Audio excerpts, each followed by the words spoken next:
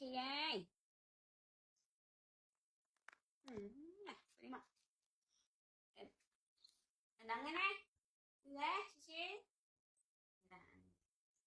Đi ra. Ừ. Chi ơi. Ai. Cười sợ bua Chi. Chi ơi. Ê. Chi. Ơi.